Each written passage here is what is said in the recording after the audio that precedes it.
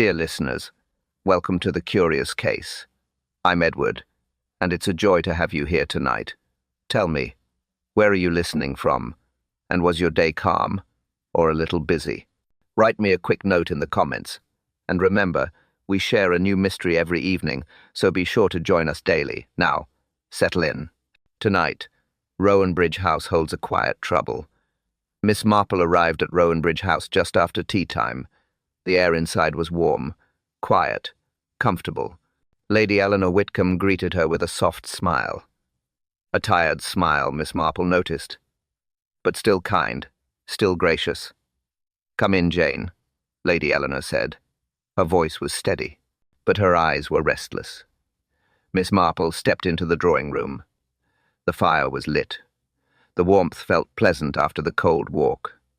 A tray waited on the small table. Simple tea things. 2 cups, shortbread biscuits, everything neat and proper. Lady Eleanor poured the tea herself. She did it, carefully. Too carefully, Miss Marple thought. A little too slow, as if her hands needed something to do. They sat together, 2 old friends, comfortable in each other's company. But the comfort was weaker today, thin, almost. "You look well, Eleanor," Miss Marple said. A gentle start, a safe start. Lady Eleanor nodded. Yes, of course. I'm perfectly fine." The reply came too quickly. Miss Marple noticed. She always noticed. They sipped their tea, warm, simple, quiet. Miss Marple talked about Street Mary Mead. Light topics. Village news. Small happenings. Nothing troubling, nothing heavy. Lady Eleanor listened. She smiled at the right moments. She responded politely, but her eyes kept drifting, always toward the tall window. One glance, then another, as if she expected movement outside, or feared it. Miss Marple saw every glance. She did not mention it. Not yet. She let the silence work. Silence always revealed more than questions. Lady Eleanor folded her hands, opened them, folded them again. A small, nervous gesture, repeated without thought. Miss Marple knew the pattern well. A woman trying to hide something, trying not to alarm her guest, trying not to alarm herself. "Are the staff well?" Miss Marple asked. A simple question. A doorway to a larger one. Lady Eleanor hesitated, just for a second. Then she nodded. "Yes, quite well. Everything is fine here." But she didn't sound convinced, not even to herself. Miss Marple placed her cup down gently. She kept her voice light. "How pleasant it is to have a quiet afternoon." Lady Eleanor blinked. Her fingers tightened around her cup. "Yes, quiet." Another glance at the window. Faster this time. More tense. Miss Marple followed her gaze. Nothing outside. Just the garden. Just the path. Just the cold afternoon light. Ordinary things. Completely ordinary. Yet Lady Eleanor watched them as if expecting something more, something unwelcome, something she could not bring herself to say. Miss Marple waited. Quiet, patient, thoughtful. She knew the signs. A burden was pressing, a worry was forming, an old fear was waking. "You seem uneasy, Eleanor," Miss Marple said softly. A simple statement. Not an accusation, not a challenge. Lady Eleanor's breath caught, only for a moment. But enough. She looked at the window again, slower this time, almost deliberate. Then she whispered, "Jane, I think something is wrong." Miss Marple sat still, hands folded, eyes calm. "Tell me," she said gently. But Lady Eleanor did not answer. Not yet. She only looked toward the window again, and this time she did not look away. Something out there had claimed her attention. The drawing room stayed quiet. The fire settled. The tea cooled. Lady Eleanor tried to look calm. She didn't succeed. Miss Marple waited, noticing every small shift, every glance, every uncertain breath. Then footsteps sounded in the hallway. Measured, steady. Indoor footsteps always carried differently. Miss Marple knew that. She listened. and she knew exactly who it was. Mr.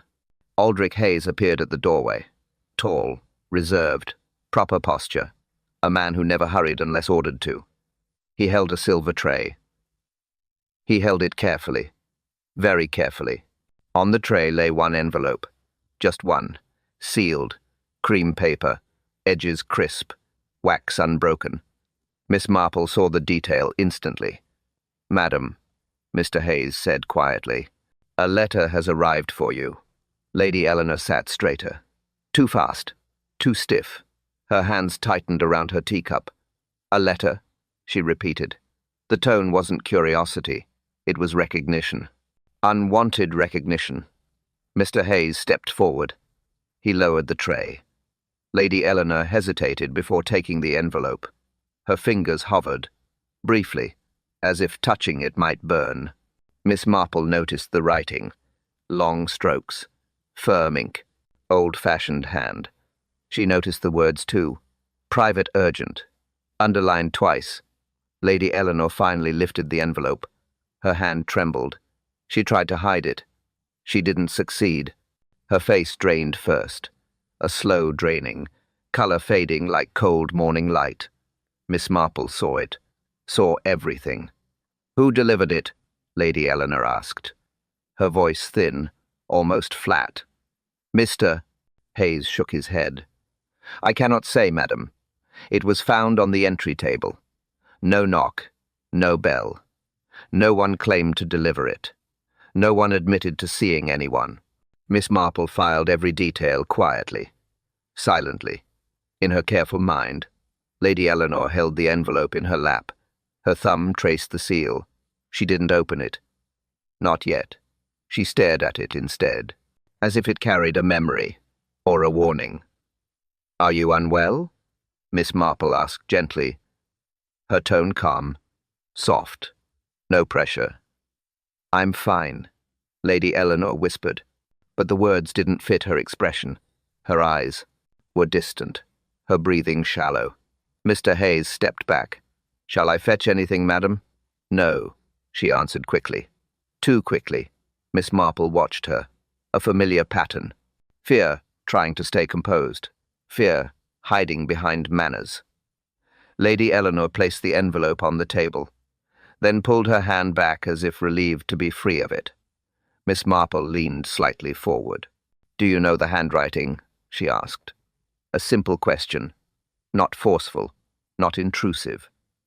Lady Eleanor didn't answer. Her fingers twisted together. Her gaze dropped, then lifted again. Toward the window, Miss Marple followed her eyes. Nothing unusual outside. Stillness, quiet, garden path, bare branches. Ordinary things. But ordinary things meant nothing when someone feared the past. Lady Eleanor swallowed hard. She touched the envelope again, this time lightly, barely touching. "This shouldn't exist," she said softly. "Not after all these years." Years. Miss Marple noted the word. Not weeks, not months. Years. Old trouble, old fear, old connection. Miss Marple folded her hands. "Perhaps," she said quietly, "you should tell me what this is about." Lady Eleanor didn't move. She didn't speak. Her eyes stayed fixed on the sealed letter, her face pale, her hand shaking again, very slightly. Then she whispered, "Jane." He promised he would never return. Miss Marple felt the room shift. Not the air, not the light, just the tension.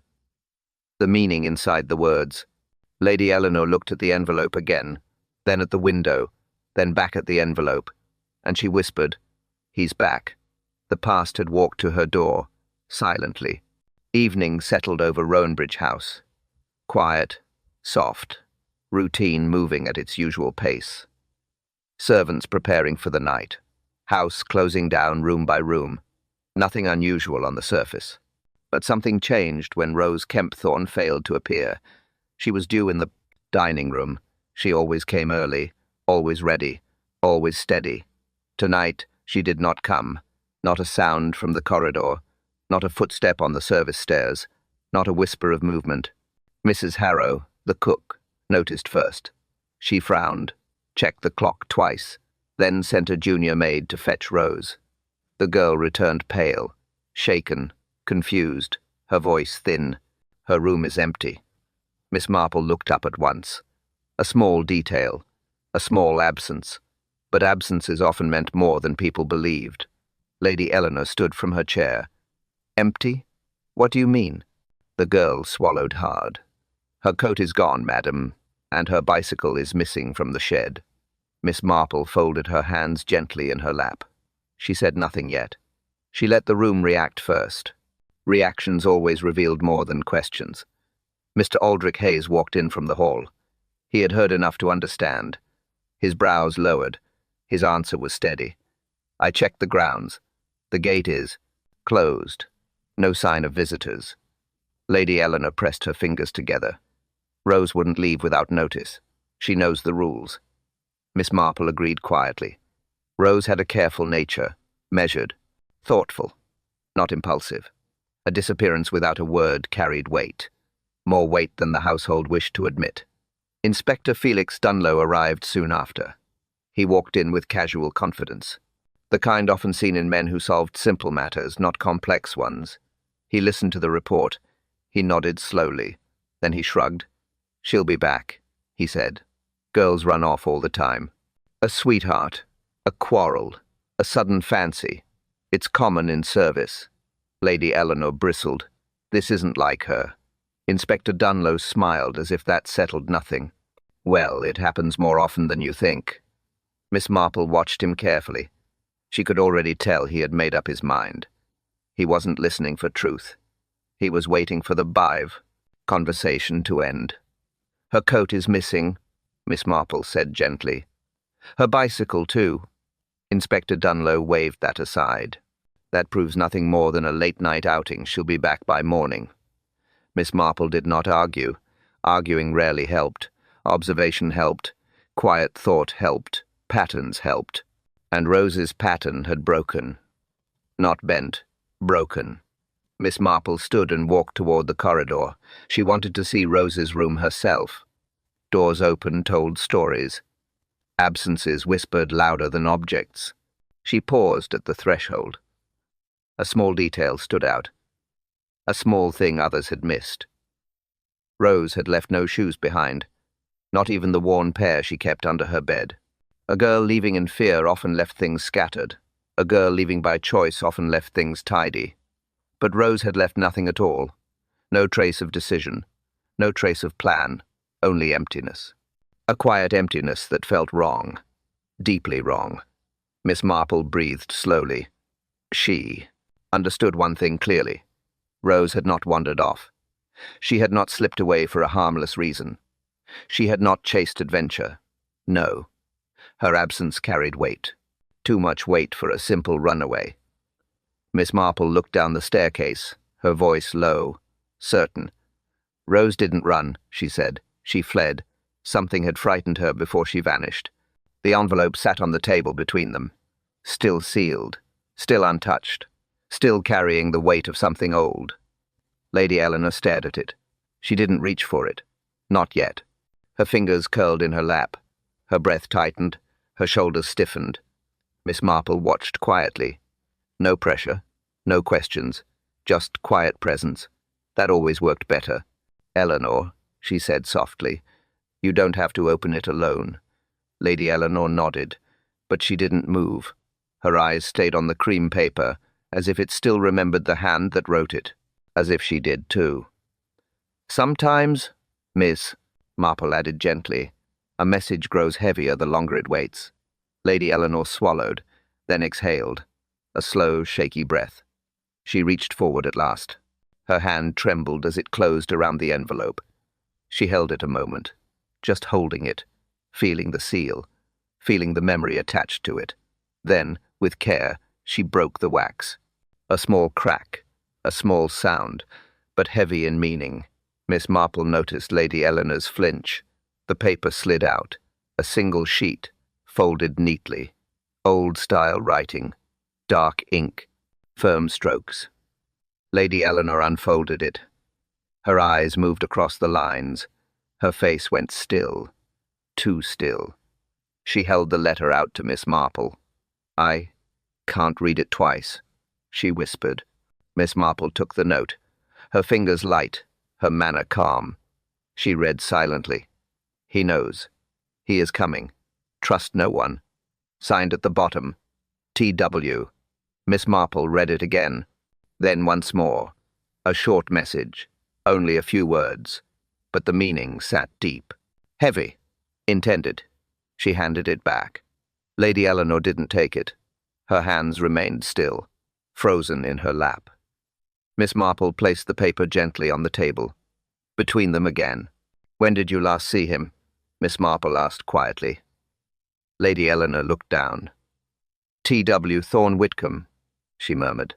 "My cousin, but he left England years ago, under terrible circumstances." Miss Marple said nothing, letting her continue, letting the truth settle on its own. "He blamed me," Lady Eleanor whispered, "for what happened, for everything that followed, but he promised he would disappear. He promised the past was finished." Another breath, another tremor. "And now," she added, "he says he is coming back." Miss Marple looked at the letter again. A few words only, but crafted with intent. He wanted fear. He wanted uncertainty. He wanted Lady Eleanor rattled before he arrived. "That is the purpose," Miss Marple said softly. "It's not a warning of danger. It's a warning meant to shake you." Lady Eleanor pressed a hand to her forehead. "I thought it was over, Jane. I thought all of it had ended."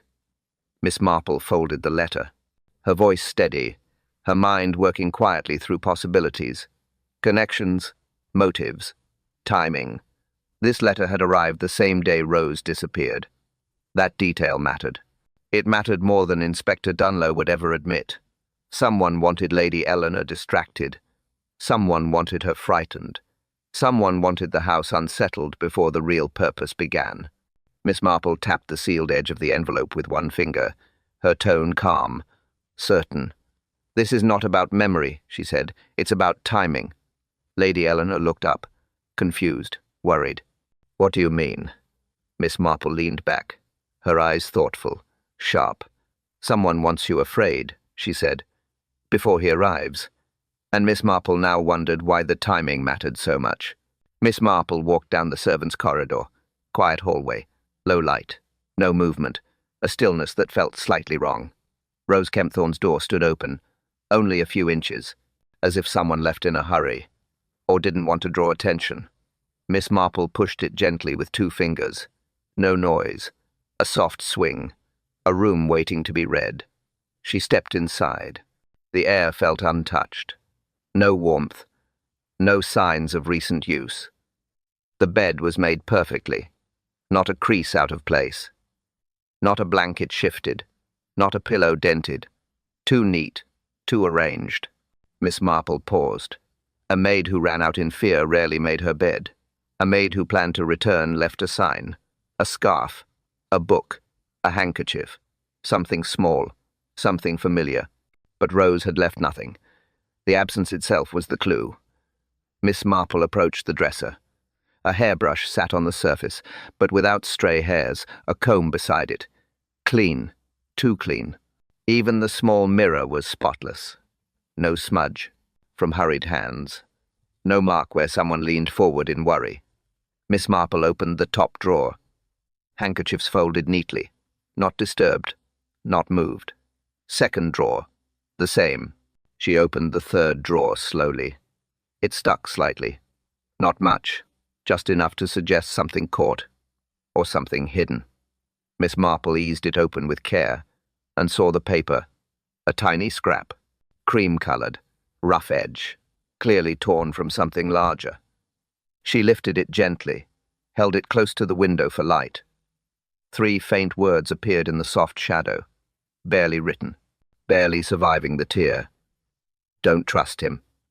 She repeated the words quietly, very quietly, almost a whisper to herself. The handwriting was small, rushed, pressed too hard, then pressed too light. Someone frightened wrote this. Someone trying to warn. But warn who?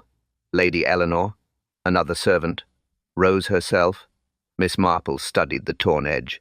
The angle, the pressure, the fibre. A logical mind always began there. Clues rarely hid in the message. They hid in how the message came to be. She opened the rest of the drawer. Nothing else.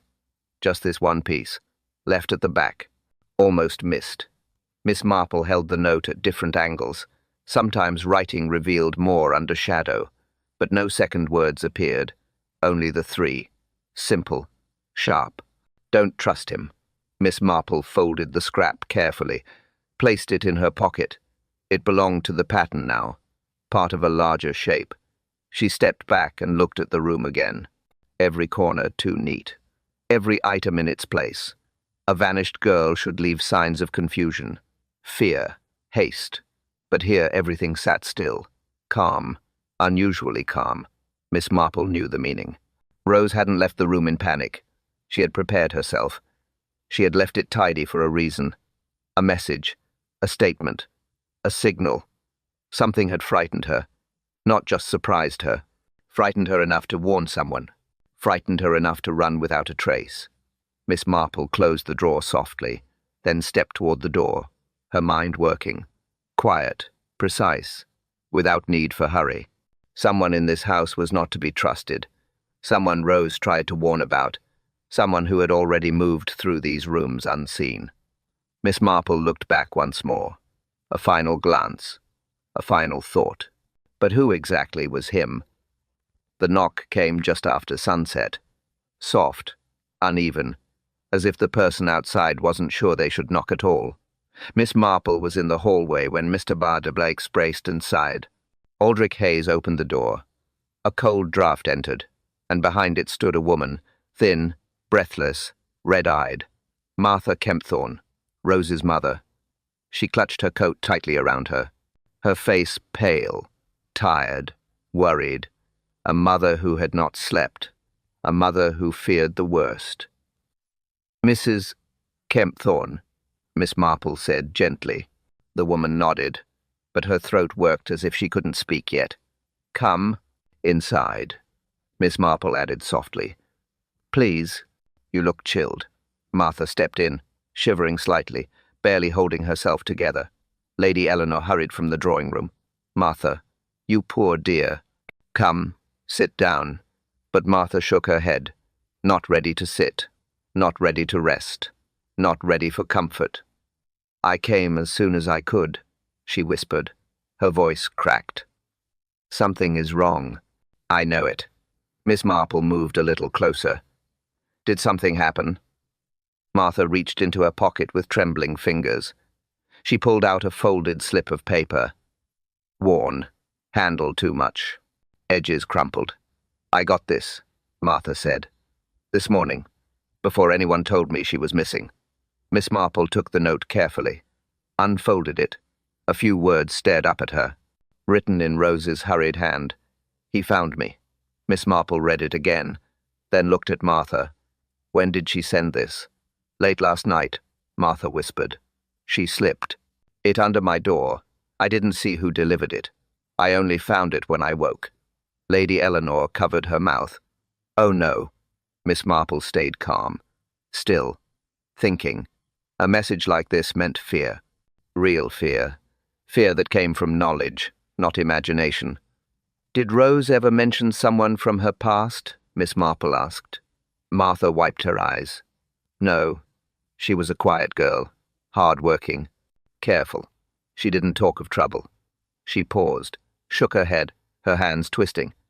"But she told me something last week, something small, something I didn't understand then." Miss Marple waited. "She said there was a man watching the house," Martha whispered. "I told her she was worrying too much, but she insisted." "A man?" Miss Marple repeated. "Yes." Martha swallowed.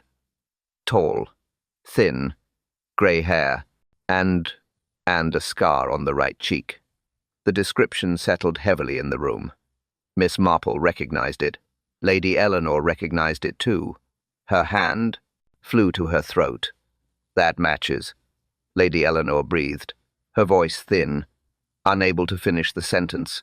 Miss Marple finished it for her, quietly, calmly. It matches the man who sent the letter. Martha clutched her coat tighter. You mean he's here? In the village? Miss Marple nodded slowly. He has been near the house. Recently. More than once. Martha's breath broke. My Rose saw him. She must have. Miss Marple touched her arm gently, her voice steady, measured, safe. That is why she ran, Miss Marple said. She wasn't lost. She wasn't careless. She wasn't reckless. Martha closed her eyes. Tears fell quietly, painfully. Miss Marple continued. He was real, Martha, and Rose knew it. And if the watcher was real, he was still close. Miss Marple asked to see the garden door, not the main entrance, not the front path, the back, the quiet part of the grounds. Mr. Aldrich Hayes guided her through the narrow hallway. He moved with care. He understood the weight of the moment. He said little. Miss Marple preferred it that way. The garden door stood half-closed. Not shut. Not open. A careful in-between. Miss Marple bent slightly, her hands behind her back, her eyes steady. The mud outside held its own memory. Footprints. Small, large, clear in some places, blurred in others. She stepped closer, slow, measured. She never rushed prints. Footprints spoke best when approached quietly. The first set was small, light, even. A young woman's weight. A young woman's step. Rose's step. Miss Marple was certain. She followed the line, down the garden path. Just a few yards, then a stop. A pause, as if Rose had turned back, as if she had looked behind her. Miss Marple traced the small prints again. They moved forward, then shifted sideways, then pushed back toward the hedge. A girl adjusting her direction. A girl unsure. A girl frightened. Then she saw the second set, the larger set, heavy, deep in the mud, pressed hard. A man's weight, a man with purpose. Miss Marple leaned closer. The steps weren't even. One foot dragged slightly, one print deeper than the other. He limped, she said quietly. Mr. Hayes looked surprised. You can tell that? Yes, Miss Marple replied. Soft voice, calm tone, logic in place. His left foot pushed harder, his right dragged. A man with a limp follows no one silently. Rose would have heard him. Mr. Hayes looked toward the hedge. Uneasy, Miss Marple looked too. No movement there now. Only branches. Only stillness. She knelt carefully despite her age. Her fingers touched a mark in the mud. Not a footprint. Something dropped. Something pressed lightly. A round edge, almost hidden, almost missed. Miss Marple brushed away the thin layer of dirt. A small metal object appeared. Cold, dull, heavy for its size. A token, flat, simple, old. She lifted it with her. Handkerchief. Turned it over. Examined both sides. Engraved initials. T.W. Miss Marple's expression did not change, but her thoughts sharpened, focused. 3 small details formed a line. The letter, the warning, the watcher, all pointed to the same man. Thorne Whitcomb, Lady Eleanor's cousin. Rose's fear, the shadow at the window. It all tied back to him. But Miss Marple saw something else, something quieter, something deliberate. The token wasn't lost. It wasn't dropped by accident. It sat too neatly, too centered, too easy to spot. Miss Marple turned it once more in the cloth, her voice low, steady. This was left on purpose. Mr. Hayes swallowed. Why would anyone leave it? Miss Marple looked at the footprints again. The limp, the closeness of the steps. Rose's sudden turn, her frightened pause. He wanted her to see it, Miss Marple said. He wanted her to know who followed her. Mr. Hayes felt the chill, not from the air, but from understanding. Miss Marple stood slowly, her eyes on the path, her mind working through the pattern. A message in the mud, a message meant to frighten, a message placed, not lost. And if he left this for Rose, what would he leave next? The next morning was quiet, soft light, cold air. a calm surface over an unsettled story. Miss Marple asked Lady Eleanor if she might visit the village.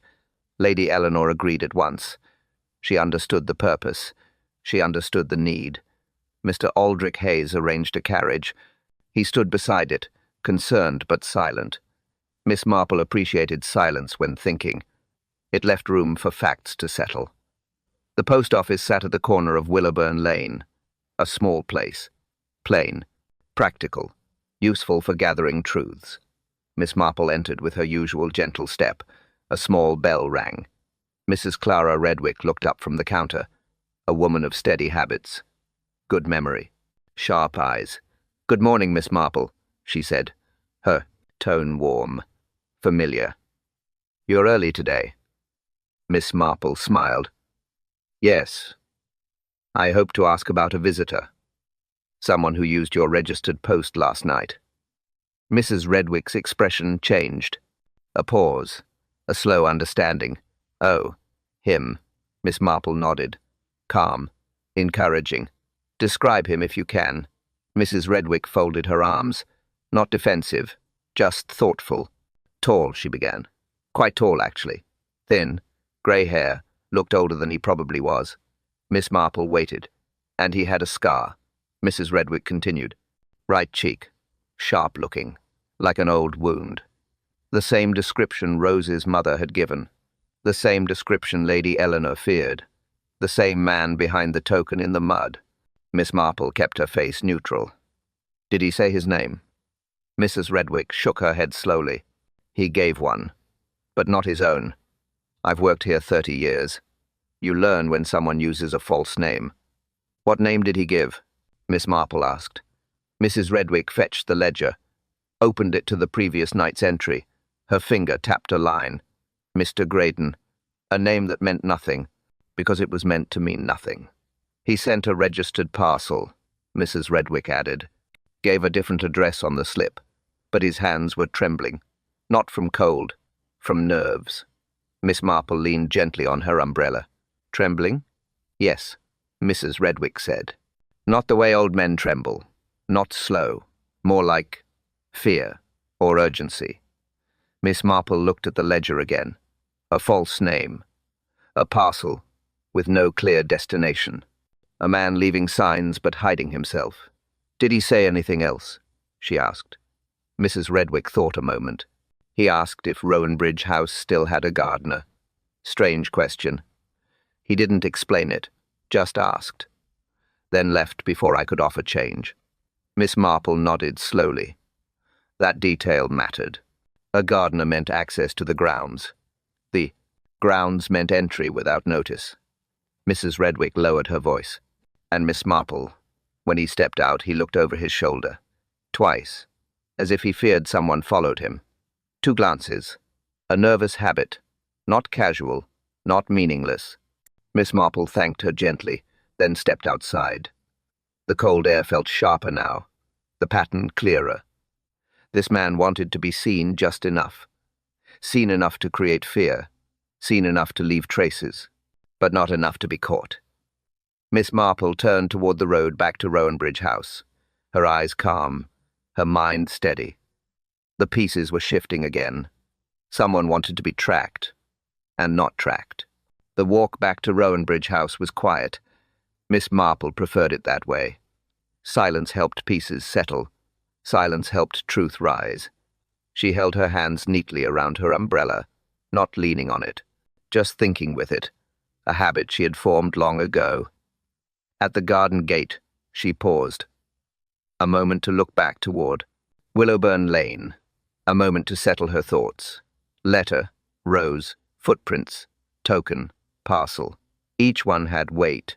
Each one belonged to a pattern, a quiet pattern forming beneath the surface. Inside the house, Lady Eleanor waited in the drawing room, her eyes anxious, her posture tense. Miss Marple sat beside her, calm, steady. "I saw Mrs. Redwick," Miss Marple began gently. Lady Eleanor nodded. "What did she say?" Miss Marple spoke lightly. Nothing forceful, nothing alarming.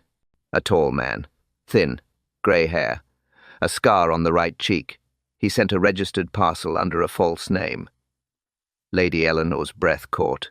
She looked away. Her hands tightened around her handkerchief. He's here, then.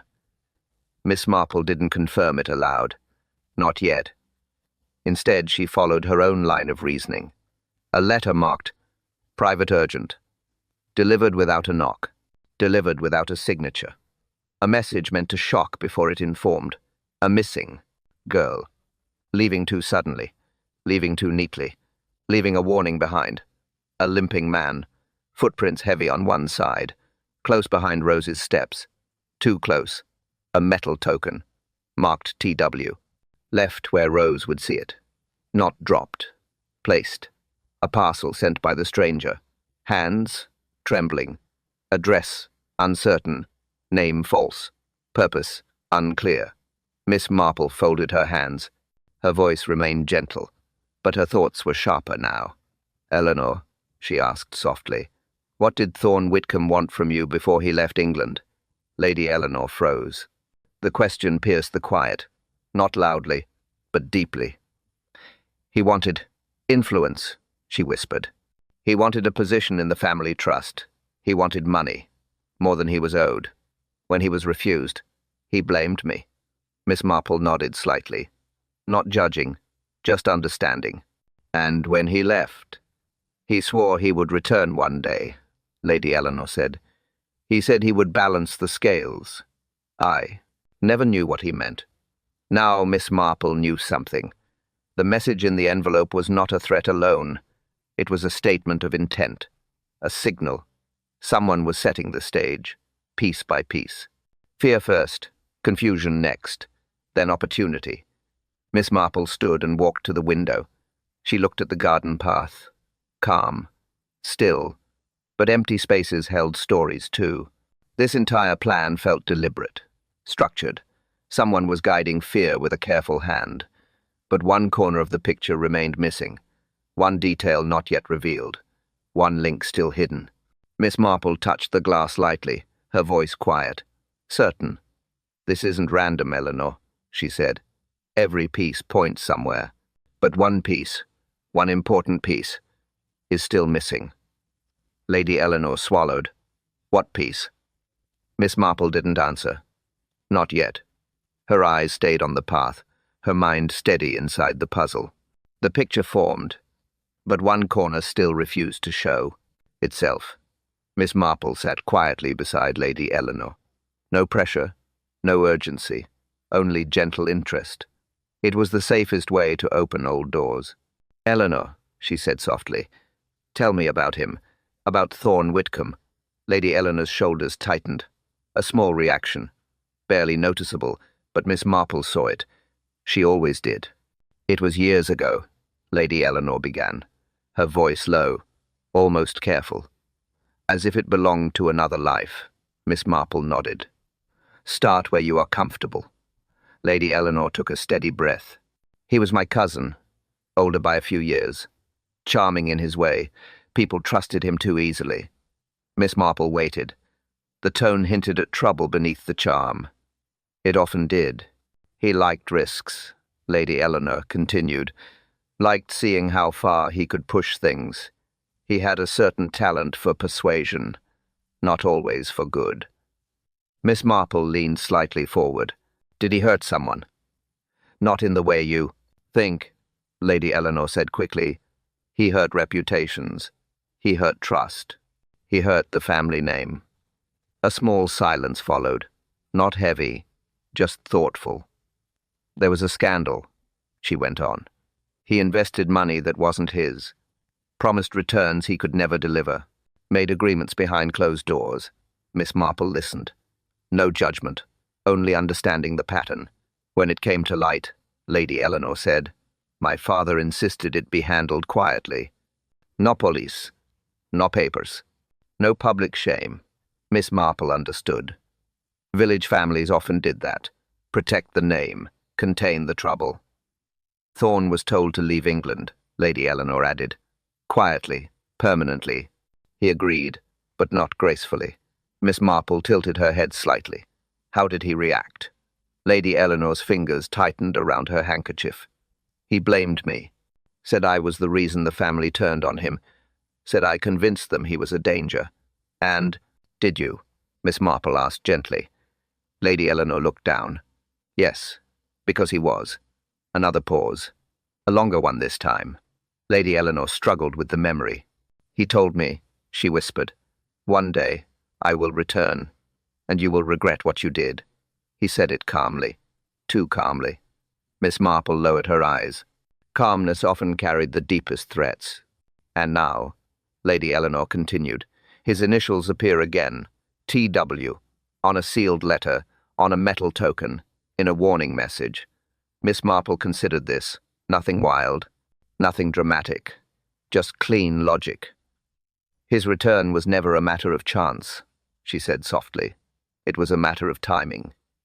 And he has chosen now. Lady Eleanor looked at her with fear. He wasn't supposed to return, Jane. He gave his word he would stay away. My father believed him. I believed him too. Miss Marple lifted the token from her pocket, held it between two fingers. Calm. Steady. He sent this because he wants you to know it's him. Lady Eleanor closed her eyes. He promised he would ruin my peace. Miss Marple leaned closer, her voice quiet, measured. And Eleanor, it seems he has started. He wasn't supposed to return, but he had. Inspector Felix Dunlow arrived just before noon. Heavy coat, quick stride, confident expression that didn't match the gravity of the situation. Lady Eleanor greeted him at the door. She tried to keep her voice steady, but Miss Marple heard the tremor behind every word. Inspector, Lady Eleanor said, I must insist something serious is happening. Inspector Dunlow waved a dismissive hand before she even finished. Nonsense, he said. A maid running off isn't serious. It's inconvenient, yes, but not serious. Miss Marple's eyes lowered. She watched his posture, his tone, his eagerness to minimize. A common mistake among men who disliked complexity. Rose didn't run, Lady Eleanor insisted. Her rooms mean nothing, Dunlow interrupted. Maidservants tidy their rooms every day. Perhaps she left early. Perhaps she planned it. Perhaps you worry too much. Miss Marple remained silent. Silence had its uses. Dunlow turned to her. Miss Marple, surely you'd agree. Girls vanish for nights. They come back. They usually regret whatever foolishness took them away. Miss Marple folded her hands. Calm. Gentle. No, Inspector. Not Rose. Dunlow frowned. Why not? She left too neatly, Miss Marple said. Too quietly. Without haste, and yet without comfort. A tidy room is not a crime, Dunlow replied. No, Miss Marple agreed softly. But fear rarely tidies. Dunlow blinked at that. He didn't like answers that made him think. Even so, he said firmly, this is a family matter, not a criminal one. Lady Eleanor stepped forward. She handed him the metal token. Found in the mud. Marked with T.W. Dunlow turned it over in his hand. Twice. Shrugged. A button. A trinket. Means nothing. Lady Eleanor looked stunned. He left it on purpose. Dunlow shook his head. You assume too much. Old initials, probably dropped by some gardener. Or a visitor from years ago. Miss Marple spoke again. Soft voice. Precise words. Inspector, the prints in the mud belonged to a man with a limp. Dunlow raised an eyebrow. A limp? Really? Yes, Miss Marple said. His right foot dragged. Rose's prints changed direction because of it. Dunlow sighed loudly. You're reading too much into footprints, Miss Marple. Miss Marple did not correct him. There was no need. His own doubt would do the work. And this letter everyone whispers about, Dunlow added. Old scandals don't matter anymore. Whatever happened in the Whitcomb family happened decades ago. Lady Eleanor's voice cracked. But he promised he would return. And he didn't, Dunlow snapped. Men like that never come back. They make threats, then vanish. Stories grow bigger in memory. Miss Marple watched him with interest. His certainty was too strong, too quick, too comfortable. She said nothing more. She didn't argue. She simply observed.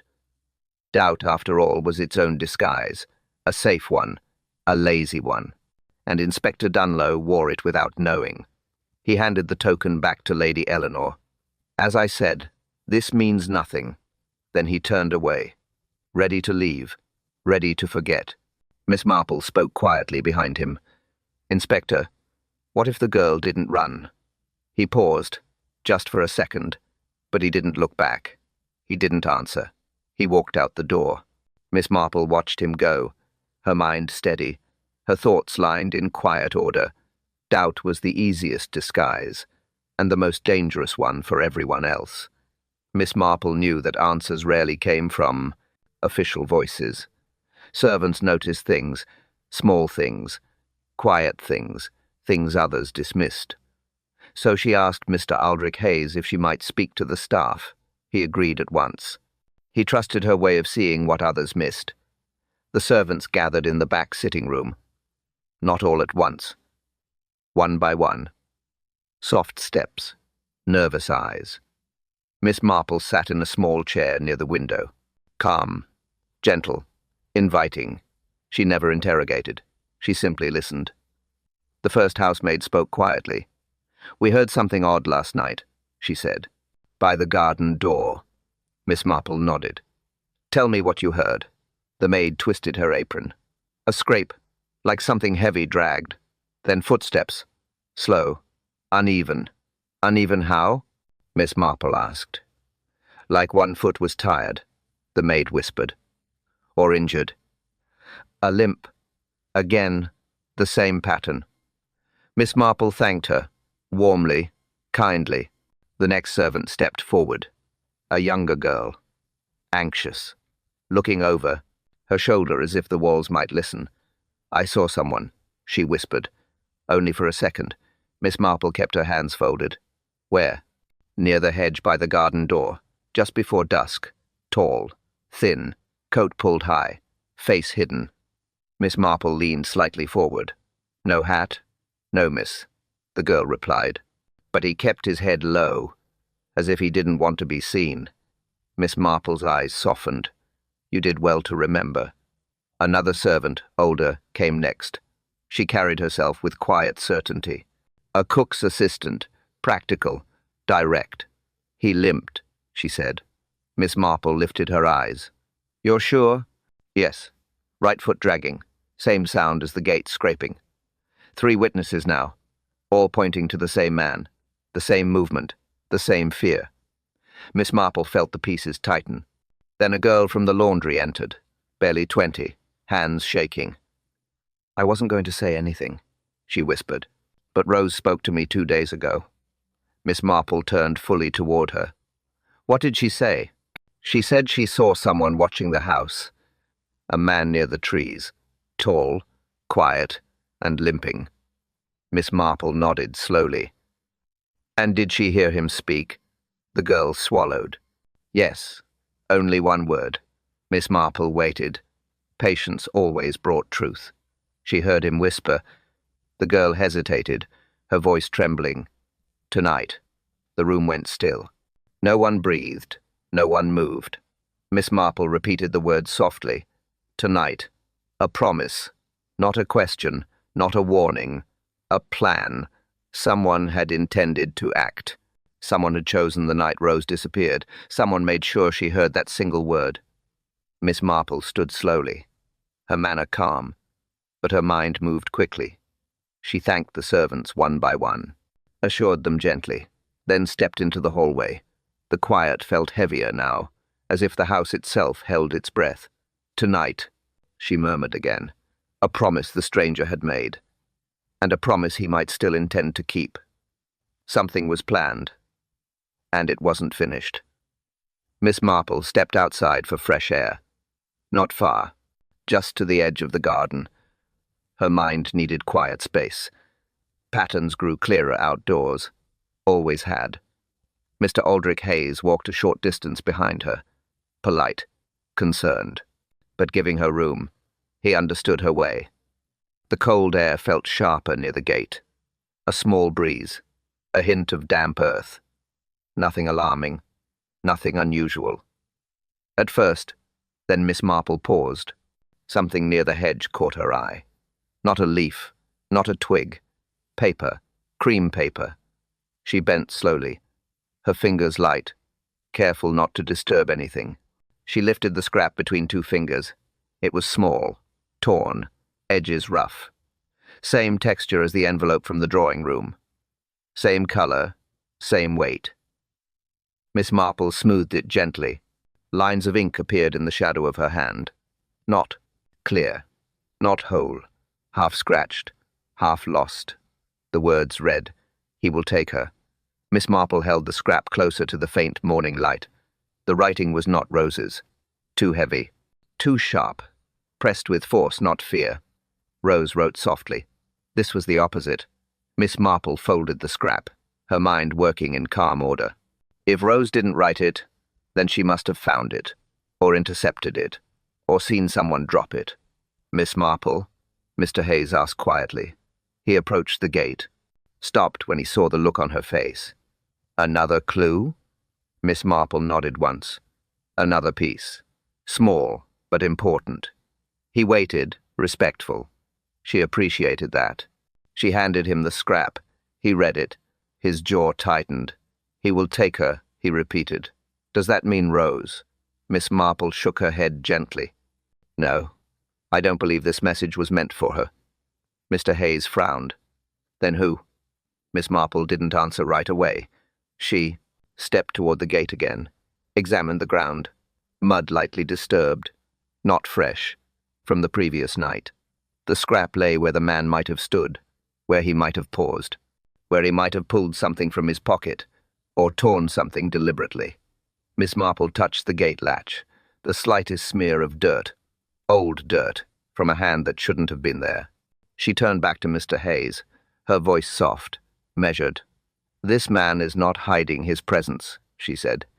"He is marking it, leaving pieces of his intent." Mr. Hayes looked sick. Why would he leave that message here? Miss Marple folded her hands neatly. "To frighten someone," she said, "and not Rose. This was never for her." The realization tightened the air between them. The message was meant for someone else, someone the stranger wanted to threaten, and Rose must have seen it, or overheard it, or understood enough to run. Miss Marple breathed slowly, her eyes steady, her thoughts lining up with quiet precision. Rose had not been the target. She had merely stepped between the message and the intended recipient. Miss Marple looked toward the house, toward Lady Eleanor's window. A simple truth formed, firm, unshakable. Rose saw something meant for someone else, and someone dangerous knew she saw it. Martha Kempthorne sat at the edge of the drawing-room chair, back straight, hands tight, eyes lowered. A woman who carried more truth than she meant to. Miss Marple settled opposite her, calm, gentle, giving space.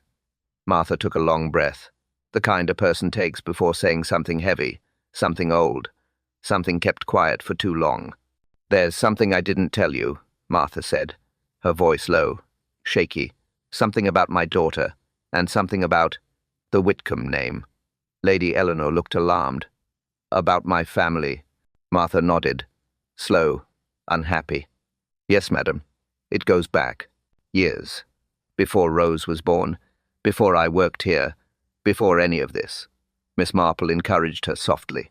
"Start whenever you can." Martha clasped her hands. "My mother worked for this family. For your father, Lady Eleanor. And for your cousin, Thorne Whitcomb." Lady Eleanor went still, not surprised, just aware that old trouble had finally found its way into daylight. Martha continued. "My mother saw things, heard things. She warned us about him often, said he was charming on the outside, but sharp underneath." Miss Marple nodded. She'd seen that kind of man before, many times. Martha's voice tightened. He made promises he couldn't keep, borrowed money he never returned, spoke kindly to people he later ruined. My mother watched him twist everything he touched. Lady Eleanor lowered her gaze. She knew the truth in those words, and when his behavior finally caught up with him, Martha said, "Your father sent him away." Quietly. No police, no trial, just a closed door, and a cold goodbye. Miss Marple leaned slightly forward. And he blamed you, Eleanor. Lady Eleanor nodded. Once. Always. Martha continued. He didn't forget. He didn't forgive. And before he left England, he said something to my mother. She swallowed hard. One day, he told her, I'll come back, and someone will pay. A chill passed through the room, not dramatic, just real. A truth finally spoken aloud. Miss Marple kept her tone steady. And your mother passed that warning on to you? Yes, Martha said, and I passed it on to Rose. Just small things. Old stories. Family warnings. Nothing I thought would matter now. She wiped her eyes. But Rose listened. She always listened. And when she saw that man by the hedge, tall, limping, grey hair, she remembered everything. Miss Marple felt the pieces slide into place. Quietly. Cleanly. Rose wasn't. Frightened because she was the target, Miss Marple said. She was frightened because she recognized the danger meant for someone else. Martha nodded with a broken breath. She tried to warn me. She tried to warn you. She tried to warn anyone who would listen. Miss Marple folded her hands, her voice soft, certain. Rose didn't run because of herself. She ran because she understood the message. Lady Eleanor looked up, eyes wide. What message? Miss Marple turned toward her, calm expression. Quiet resolve. That Thorne Whitcomb didn't come here for Rose, she said. He came here for you. Rose wasn't the target. She was the witness, and that made everything more dangerous. Miss Marple stepped into the garden with slow, careful steps. Not hurried, not anxious, clear-minded, focused. The morning light showed the ground plainly. Footprints, leaves, small disturbances, enough to follow if one knew how to look. Mr. Aldrich Hayes stood nearby. He offered help. Miss Marple thanked him but preferred to walk alone. Some puzzles required quiet, and this was one of them. She began at the garden door, the place where Rose had stepped out, her small print still visible, light, precise. Miss Marple followed the first few steps, forward, then slightly sideways, then back again. An uncertain pattern, a frightened girl moving without clear direction. The leaves beside the path told their own story. A few swept aside, a few crushed, a few dragged. Miss Marple crouched slightly. Her fingers hovered above the ground. Then she traced a faint line in the dirt. A dragged mark. Uneven. The mark of someone pulling a weak or injured leg. The man's limp. The same one 3 servants mentioned. The same one Rose feared. Miss Marple straightened. Her eyes followed both sets of prints together. Rose ahead. The man behind. Not far. Too close. She continued along the route. Rose's pace quickened. The prints spread slightly, as if she began to run. But then something changed. The prints stopped suddenly. A single place where Rose stood still. Feet planted, pointed back toward the house. Miss Marple stepped into that exact position. Stood as Rose must have stood. Faced the house. Faced the drawing-room window. Faced Lady Eleanor's room just above it. She looked back, Miss Marple murmured, not to see if he followed, but to see if someone saw her. She imagined the girl's breath, rapid, uneven, not from running, from fear of what she had realized. Rose had seen something, heard something, understood something, something she wasn't meant to, something dangerous. Miss Marple stepped away from the still point. Rose's footprints resumed, but in a sharper direction now, toward the side path, toward the outer gate. A decision made in panic, but not confusion. Purpose. Rose ran with intention. Miss Marple noted the angle of the prints. They pointed toward the lane that led to the old mill road. A quieter exit, a clever one, a place she hoped he would not notice. But he followed. His heavy, dragging steps overlapped hers. Closer now. Too close for comfort. Miss Marple stepped back, looked at the path as a whole. A simple pattern. A clear one. A girl who tried to warn someone before she ran. Miss Marple whispered to herself. She didn't flee first. She tried to alert someone inside the house. She turned toward the windows of Rowanbridge House, her eyes calm, certain, the truth sharpening quietly. Rose hadn't been running from the man alone. She had been running towards something first, a warning she hoped someone would see. She tried to warn someone, and Miss Marple now needed to find out who. Miss Marple returned to the post office in the early afternoon. The air felt cooler, quieter, as if the village itself waited for her next step. Mrs. Clara Redwick greeted her warmly. "You're back sooner than I expected." Miss Marple smiled politely. "Yes, there's one more detail I hope to see. Something small. Something that might matter." Mrs. Redwick understood at once. She reached under the counter, brought out the thick brown ledger, old, reliable, filled with quiet truths people left behind. "Here it is," she said. The book landed softly on the counter. Miss Marple flipped to the previous night's entries. Her finger traced the lines. Careful, slow. There it was, the name written by the stranger. Mr. Graydon, a name no one believed. A name chosen because it meant nothing. Miss Marple studied the handwriting. Firm strokes, hard pressure.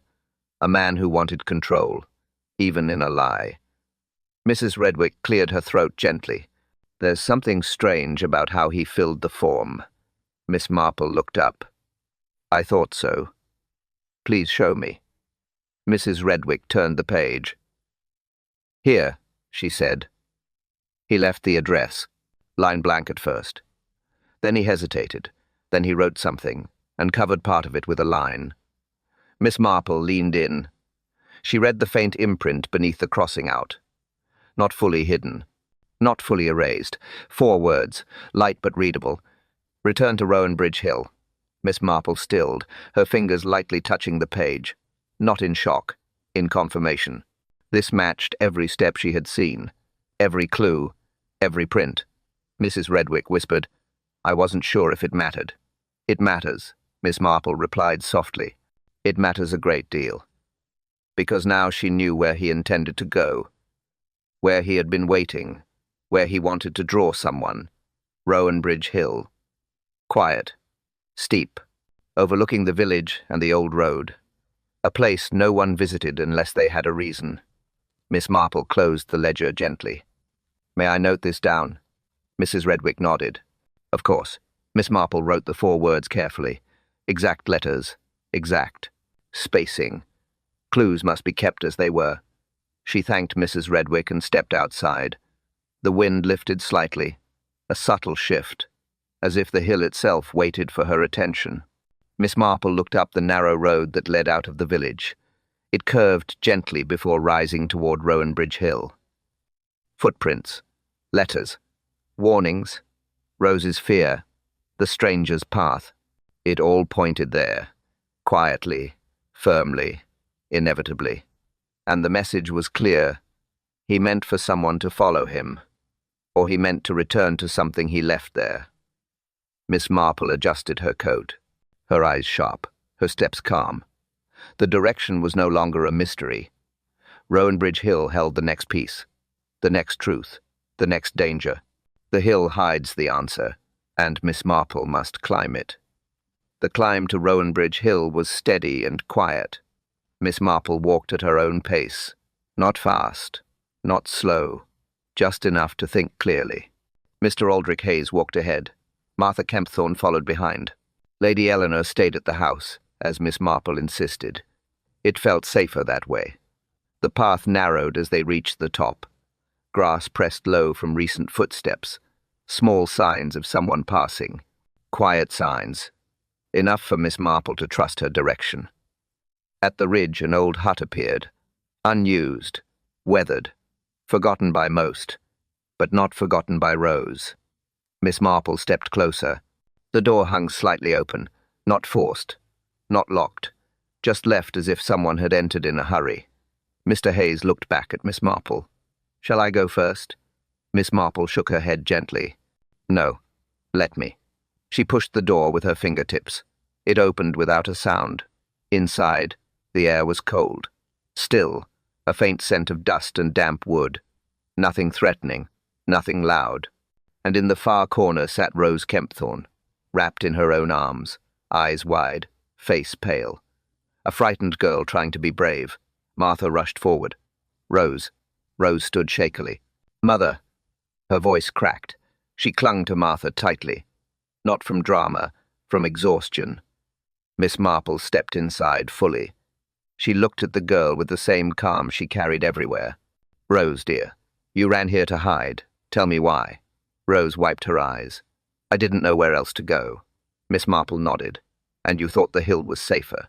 Rose hesitated. "Yes, because he wouldn't expect me to come here." Mr. Hayes knelt beside her. "You mean the man from the garden?" Rose shook her head slowly. Fright flickered across her face again. "No, not just him. There were two things that made me run." Miss Marple waited. Patience always brought the truth. Rose swallowed. Her fingers trembled. "When I came out the back door, I heard him speaking." Miss Marple moved a step closer. "Speaking to whom?" Rose shook her head. "I don't know. I didn't see anyone else. But I heard him." Miss Marple kept her voice. Soft. "What did he say?" Rose met her eyes. Fear sharpened her whisper. "He wasn't coming for me." Martha gasped softly. Mr. Hayes straightened. Miss Marple didn't react. She only listened. Calm. Focused. Rose continued. "He said, 'Tonight, she will pay.'" Miss Marple's breath settled into place. A quiet realization. A peace long suspected, now spoken aloud. Rose's voice trembled again. "I thought he meant me at first, but he didn't." Miss Marple stepped closer. "Who, Rose?" Rose shook her head, then whispered the truth she had carried alone. He was coming for her. Mr. Hayes froze. Martha clutched her daughter tighter, but Miss Marple already knew the answer forming in the silence. Lady Eleanor. Every clue pointed back to her. Every warning circled her name. Every step the stranger took led to Rowanbridge House. Miss Marple exhaled softly. Not fear, not shock, just certainty. Lady Eleanor was the true target. And the prostrate stranger was already close. Miss Marple stepped farther into the hut. Quiet feet, quiet breath. Rose and Martha waited near the doorway. Mr. Hayes stood guard outside. Miss Marple preferred a moment alone with the space. Hiding places often spoke softly, but clearly the hut was small, bare, a broken chair, a rough table, nothing else.